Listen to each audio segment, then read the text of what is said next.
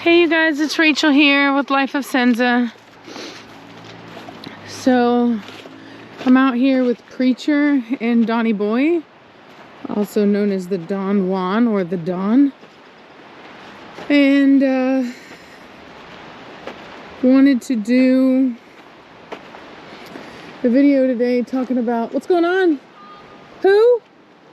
What? Oh, I'm doing a video.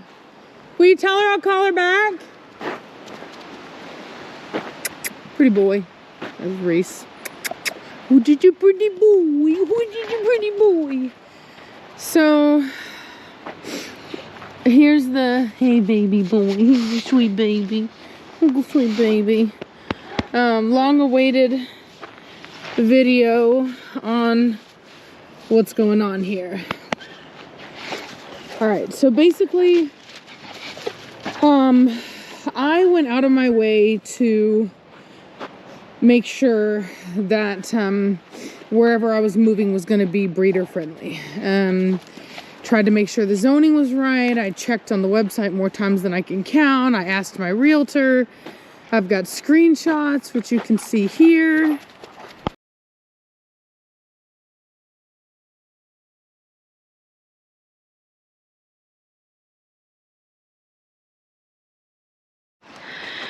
And then I've got a video of the website that you can see here showing that it wasn't just written on the website, it wasn't available anywhere openly.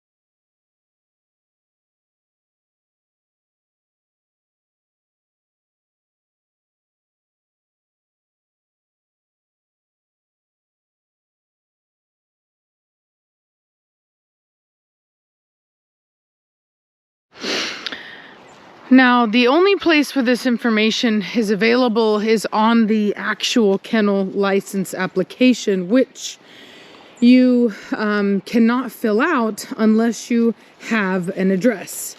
In fact, the very first question, I believe, is address, and then it says required in parentheses, which you can see here.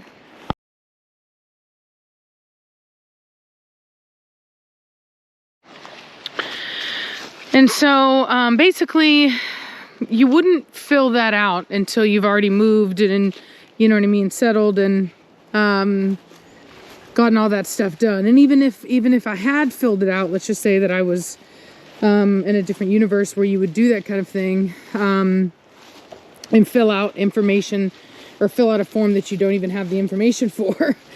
But let's just say that hypothetically that I had read it. And mind you, Reese has been living here since, you know, her whole life practically, and been a breeder for years and filled out this kennel license application and never once noticed this very small wording in the middle of the form that outlines what their definition of a commercial breeder is, which is basically, in this county, if you sell one puppy, you're considered a commercial breeder.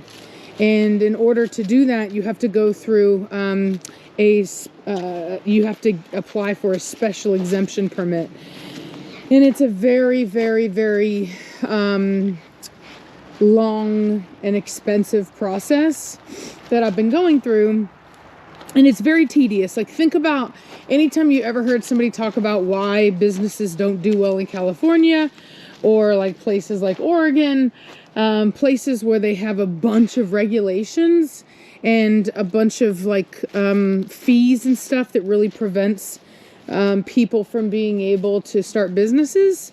It's the same type of thing. And so initially I was told that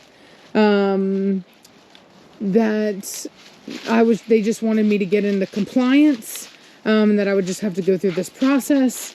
And so I was like, okay. I'm thinking to myself, it's going to be a similar process, you know, a similar build out to what most breeders are using.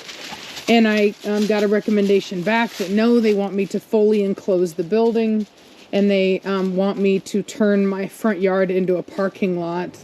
Basically, they want me to have one, I forget what it was, but it's a maybe 9 foot by 18 foot, something like that. I can't remember, parking spot per 250 square foot of building. And they want me to have handicap parking marked on the solid surface, even though I told them that I'm not open to the public. And my address isn't listed anywhere publicly. I don't want people coming to my house. I'm not open to the public. I'm not a pet store. I'm not a storefront. And so it's, so anyway, you know, all of this, and I just, you know, like I said, I wouldn't have moved here had I known that these rules existed. It's just that these rules were not openly available to be seen. Like they have a, you're watching, Preacher. They have this, hey, back off. Don't, I'm not a toy. No. They have a website where they list stuff, you know, the kennel licenses and the application fees and all this stuff, but they don't say anything on there about their very different rule from the state and from really everybody else. I mean, if you were to Google a commercial breeder, that's the accepted definition for that is somebody that keeps 20 adult female dogs. Well, I obviously don't have that. And so I'm really not a commercial breeder by any normal definition. But Virginia's decided to make up their own definition of the word. So anyway, it has to go through this whole process. And basically what happened is that my YouTube haters, Facebook haters found out where I lived and found out people in this area. And as some of you have been watching my other channel, you know that like Savannah has a teacher that kind of, you know, gave up the secret, mentioned that she knew who we were, she happens to live in our area, has been living here for a long time. So out of nowhere, all of my neighbors showed up on my YouTube and started commenting on there and making false accusations. So they know who we are, and they've all decided to kind of take up arms against us. Even though all I've tried to do is work with them. Anytime I've heard any complaint, which has always come from a third party, I've always tried to listen and implement changes so that it's not a problem anymore, but they could care less. And so we're at this point now where I'm going through this process, and I found out recently that another lady tried to start a kennel recently, and she even had the whole enclosed, and she did everything that they wanted her to do, and they still denied her. So if they deny it, I can appeal it, and there's multiple levels of appeal that I can do. So by no means them saying no, it's not the end. And what I don't want is for everybody to contact these people. Yes, my haters did it. The guy, the county zoning guy said that they had an abnormal amount of calls. And it was all my haters. They just got together and decided that they were finally going to be able to get me. And while it would be very easy for me to say, hey, you guys, just go do it back, I don't really think that that would be perceived well. I don't think that it would do anything. I don't think that they would care. I think that this is something I have to kind of do on my own. And I've basically made peace with it at this point. they want to know a lot. Like they want me to be able to have a set number of dogs, and then a set number of dogs that are allowed to be like mine. And, I didn't move here. I specifically moved here to grow, not to be confined and not to be shut down. And so I don't know that, I love it in this house. I truly believed that this house was meant to be for me and for me to stay here. But the reality is that it might be a stepping stone.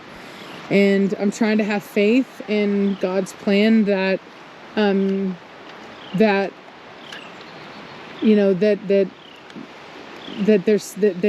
has that plan. You know what I mean? And so I don't know what it's going to be or what it's not going to be. I'm going to give it everything I've got. I'm going to give it a good shot.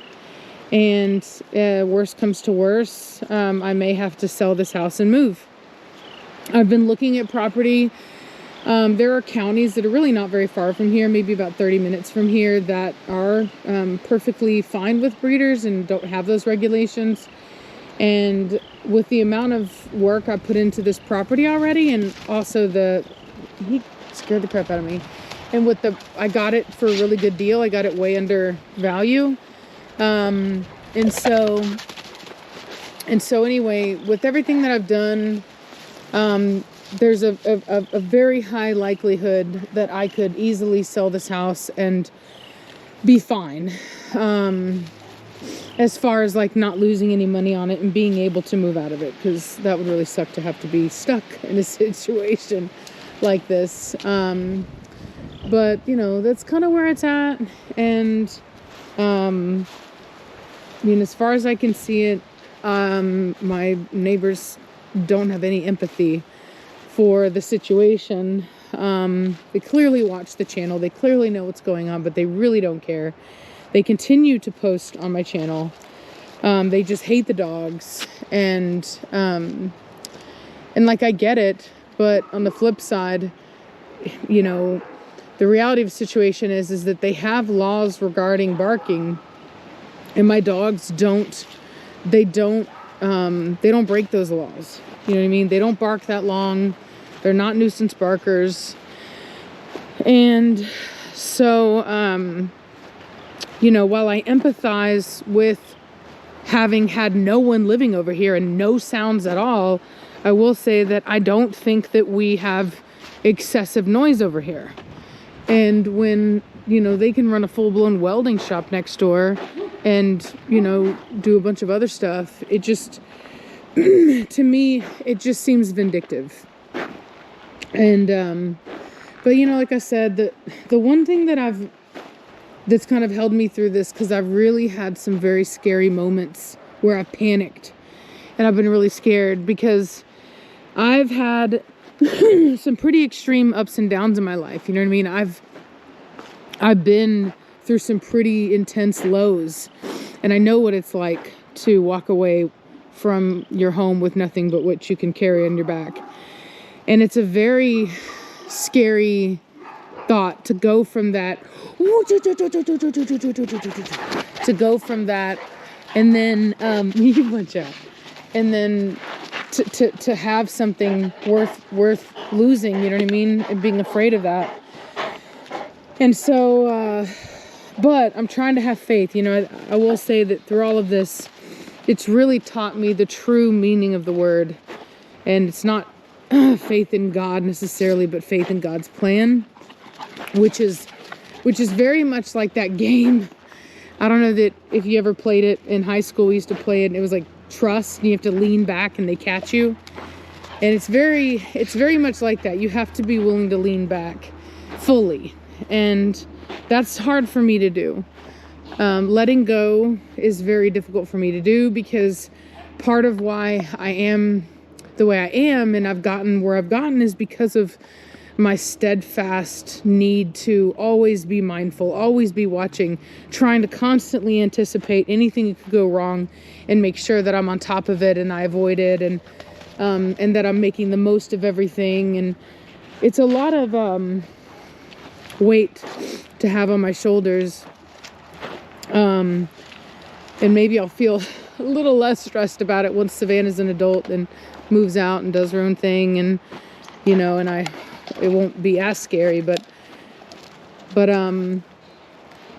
anyway, but like I said, the one thing I can say is there have been many times where people have tried to take me down, many times where attacks have been made, and there are some very scary moments, but in the end, not one of them has succeeded yet.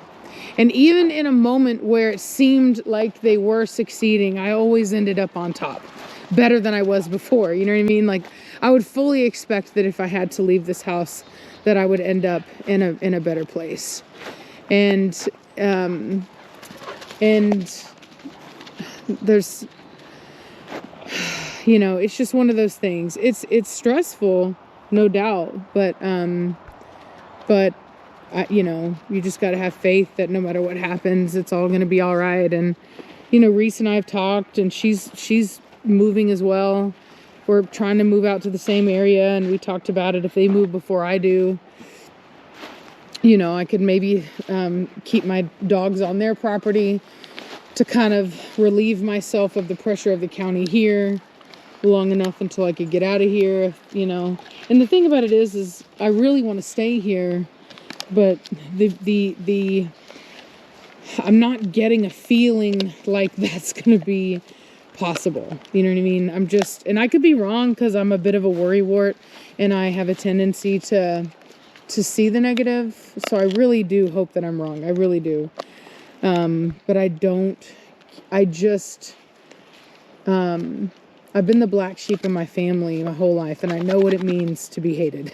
You know what I'm saying? I know what it means to be the one that they don't like. And it's exactly what it feels like here.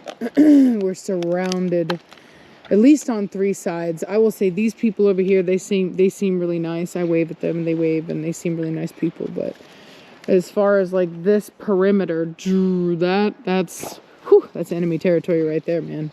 Hostile grounds. Hello, mate. So anyway, so that's kind of what's going on. That's why I've been so stressed. They're going to literally have a whole like town hall meeting about it, and like the community meeting, and there's like all the stuff that's going to happen. And I just have to go and kind of face all this, these people that are angry and just want to attack me for nothing other than a mistake, for nothing other than we just didn't realize that they had such strict laws. Even, you know what I mean? And not only do they have these laws, the worst part is that they don't enforce them. So when I asked my attorney about it, what he said is that they don't they don't proactively enforce those laws, they reactively do. So basically, the only way that they'll come after you for breeding here is if someone snitches on you, which is interesting. So, which is why Reese was never told on. You know what I mean? Why she's been here so many years, and so many other breeders that are in this area, why they, like my daughter's teacher is a breeder, and she, you know, doesn't have that, you know? So a bunch of people are breeding here, and it creates this atmosphere where people think it's friendly to breeders, but God forbid that somebody that you don't like finds out you're a breeder, because all of a sudden the rules don't apply to you in the same way that they apply to other people. So anyway, oh, watch out. Kind of wasn't the smartest thing, bro. Chewing on it upside down. No, and you're gonna go right back to it? You weirdo. You weirdo. Whatever bit him on the cheek is starting to go down. We've had him on antibiotics for a while now, and it's fading out, but taking forever. You crazy dog. You're a crazy dog. You're a crazy dog. Don't you just crazy dog. Don't you just put my face point. So anyway, so that's what's going on. That's why I've been stressed. I've almost been paralyzed in fear, if I'm going to be honest with you. I have,